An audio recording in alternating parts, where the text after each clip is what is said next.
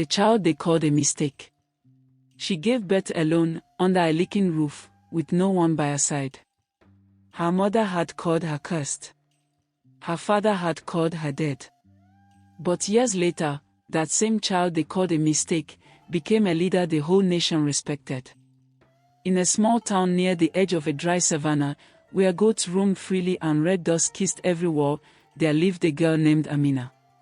She was quiet, bright, and endlessly curious. People in the village said she had city eyes full of dreams too big for a place so small. Her parents, Baba Amina and Mama Amina, had 3 children, Amina, and her younger brothers Idris and Elio. They were poor but hardworking. Baba Amina sold firewood by the roadside, while Mama Amina fried and sold bean cakes in the market. Neither parent had ever seen the inside of a classroom. They were illiterate, but they believed deeply in the power of education. They placed all their hopes in their children, especially Amina, their only daughter. She will walk into tall buildings one day, her father often said. She will speak English to white men. Amina didn't disappoint. She was always the top of her class. Her uniform was always neat, her notebooks carefully arranged. In class, her answers came quick and sharp. Her name was always first on the result board. The neighbors called her the daughter of tomorrow. But everything changed in her final year of secondary school. A new teacher was transferred to Amina's school, Mr. Obina, or Mr. Obi, as the students called him. He came from another region. Fat and round, with tight shirts that strained over his belly and glasses that never sat straight on his nose, he walked with the arrogance of someone who believed the world owed him respect. He taught history. The first time he entered the classroom, silence swept through like a storm. He didn't greet. He didn't smile. "This is not a classroom for lazy minds," he said, voice cold. "In my class, you must be ready to be the best. I don't condone failure." From that day, things changed. Mr. Obi was rude to his fellow teachers and cruel to the students. He found every opportunity, big or small, to exercise his authority. His punishments were harsh. His words, colder than steel. But Amina remained diligent. She arrived early, stayed late, and continued to raise her hand with every question. Her answers were always correct. That's when Mr. Obi began to notice her. One afternoon, he called her after class. "Amina, come to my office," he said. At first, it was about her studies. The next time, he asked about her family. He tried to be friendly. Then, he touched her hand. Then, her shoulder. Then, her back. Startled and uncomfortable, Amina shoved his hand away and walked out of his office in silence. Her heart was pounding like a drum. Her surroundings blurred. The school grounds, once familiar and safe, now felt like a strange, haunted place. She didn't cry. She didn't scream. She didn't speak. Her silence was thick with confusion and fear. Mr. Obi's office was tucked away at the edge of the school, near the school farm. It now felt like a place of nightmares. She told no one what had happened. Who would believe her? And then came the words that haunted her. "If you don't come back, you will fail." Weeks passed. First-term exams came. Amina studied hard, but her soul was heavy. When the results came out, her history paper bore a glaring red mark, 30%. Her classmates were shocked. "Amina, this can't be right," one of them said.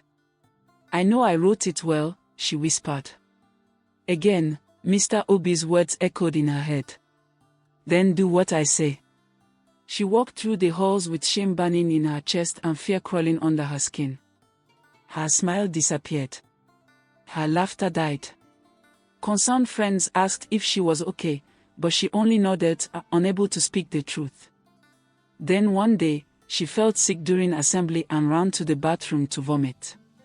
Her mother, suspecting malaria, took her to the clinic. But after tests, The doctor gave the unexpected news. She is pregnant. Everything shattered. Her father threw her out. Her mother wept but said nothing to stop it. Amina found herself alone. She begged for food in markets, sleeping under shaded stalls at night. The concrete was her bed. The stars became her only witnesses. Her belly grew. So did the shame people threw at her. Every sunrise was a test of survival. But she never gave up hope.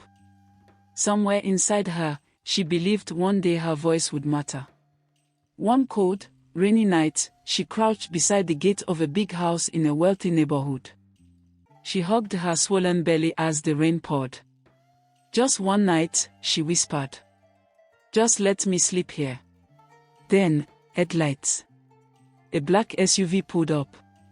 A tall, graceful woman stepped out with an umbrella. Her eyes held quiet strength, but behind them was deep pain.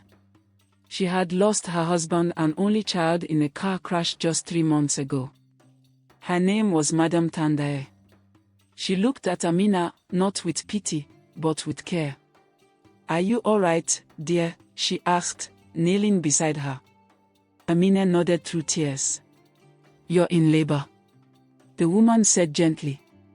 "Hold on." Madame Tandai quickly pulled out her phone to call an ambulance, but the signal was poor, no connection. Seconds passed like hours. Amina groaned in pain, her hands clutched around her belly. "There's no time to wait," Madame Tandai said. She turned to her driver. "We are taking her ourselves. Let's go." They helped Amina into the back seat and sped off towards the nearest hospital. But just a few streets away, the car suddenly broke down. Madame Tandai looked at the dashboard, then at the road. "The hospital isn't far," she said, her voice trembling. "We'll have to walk." With no other choice, Madame Tandai and her driver got out. Amina was in grave labor pain now, sweating, moaning, barely able to speak. The driver supported her from the left, Madame Tandai from the right, guiding her step by step down the road. They waved frantically at passing vehicles, shouting for help. One car passed. Then another. And another. No one stopped. The sky darkened, and soon, the rain began to fall again. "We can't keep going like this," the driver said. "There, look." Madame Tandai pointed to a small roadside kiosk. It wasn't much, just a wooden shade, but it was enough to shield them from the rain. They rushed there and helped Amina sit on a sack under the kiosk roof. She was trembling and gasping for air. "She's getting weaker," Madame Tandai said, panic creeping into her voice. She dialed again, trying number after number, until finally, a nurse picked up. It was one of the nurses she knew from the hospital, who happened to be off duty. "Please," Madame Tandai begged. "We need help. Right now." The nurse didn't hesitate. She got into her car and raced to the location Madame Tandai described.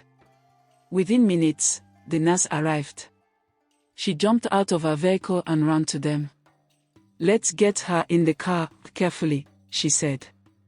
But as she got closer and reached out to help lift Amina, she paused. "She's too weak," the nurse said. "The baby is coming now. We need to lay her down." Right there, under the small wooden kiosk, in the middle of a rainy night, Amina lay down on a mat the driver spread out. With Madame Tandai holding one hand and the nurse guiding her, Amina gave birth. A tiny cry broke through the sound of the falling rain. A baby girl. Tears mixed with the rain on Madame Tandai's face. She held Amina close, whispering into her ear, "You did it, my dear. She's beautiful."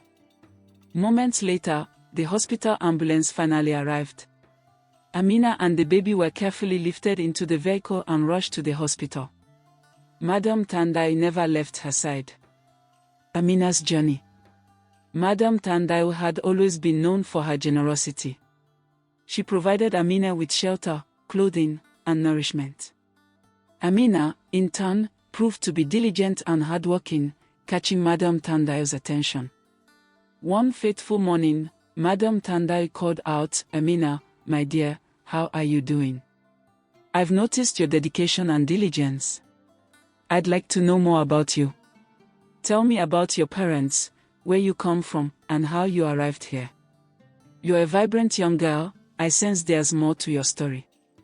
What are your ambitions and goals? I believe this isn't where you intended to end up."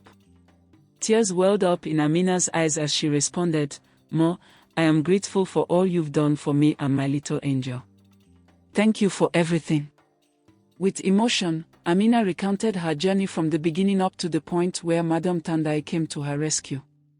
Moved by her story, Madame Tandayo said, "I promise to be everything your parents were and more. I will protect you and our little angel. I will love you as my own because God brought you into my life to light it up again. I'm very grateful for that. I will legally adopt you and support you in furthering your education. Thank you for coming into my world. I love you." They both cried and later consoled each other. At this point, Amina became aware of Madame Tandayo's own ordeals and sought to comfort her. "Ma, they are in a better place now. Let's keep praying for them," Amina said. Madame Tandayo looked up, smiled, and hugged Amina tightly. A few months later, Madame Tandayo enrolled Amina for a qualification exam into a higher institution. Amina sat for her exam and passed with flying colors. She entered university to study law and became a practicing lawyer. While Madame Tandayo looked after Zay in her absence, her brilliance shone throughout the country as she won numerous cases and gained recognition both nationally and internationally. Eventually, she was appointed as the Minister for Justice, based on her outstanding performance. She rose, not just for herself, but for Zay. Meanwhile, Mr. Obi had been promoted to principal. His power grew. Girls continued to suffer in silence. He manipulated grades, arranged illegal abortions through a shady nurse, and silenced anyone who spoke out. But evil never hides forever. One brave girl spoke up. Her parents listened and reported him. More girls came forward. Investigations began. In days, Mr. Obi was arrested, charged with child abuse, rape, and illegal medical practices. The news exploded across the nation.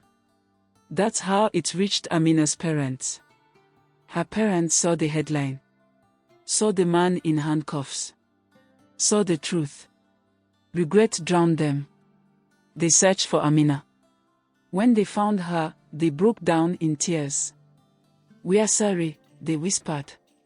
"Forgive us." Amina cried too. She forgave them, not because she was weak, but because she was whole again. "I love you, Mama," she said. "But Madame Tandayo, she is my mother too." Madame Tandayo embraced them all. Amina helped her family, especially Idris and Elio. She paid their school fees, brought them into her home, made sure they never lacked again. And years later, Amina stood before thousands at a national summit on education and child protection. She wore a white dress. Her voice was clear. Her story, known across the nation. That girl once thrown away had become the woman everyone looked up to. The girl they called a mistake had become a voice for the forgotten. And her daughter Zeri. She smiled in the front row, holding Madame Tandayo's hand.